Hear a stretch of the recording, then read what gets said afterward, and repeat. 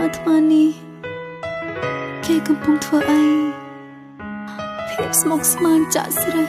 ក្នុងអារម្មណ៍ពេលនេះអ្នកណាខែអងអារម្មណ៍គ្រប់យ៉ាងពេលដឹងថាគេអស់ចិត្តអងអារម្មណ៍នឹងគិតពេលគេណាត់ខ្ញុំសំបែកតែអ្វីកើតឡើងរួចហើយពីបាត់នឹងអាចទប់ទឹកភ្នែកខ្យល់បក់ខ្លាំងយ៉ាងណាក៏បេះដូងរិនឈួលក្តៅពេលគេដើរចេញទៅអារម្មណ៍ចាប់ផ្ដើមបែងចែកមួយឈឺចាប់ខឹងគេក្បត់ផិតពីកាត់ចិត្តរំសាយទឹកភ្នែកទៅចង់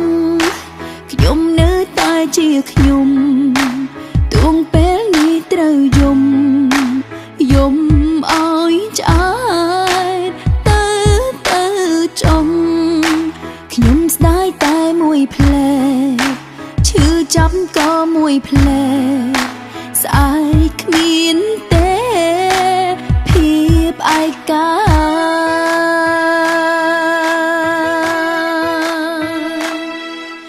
ខ្យល់បក់ខ្លាំងយ៉ាងណាក៏បេះដូងរត់ឈួលក្តៅ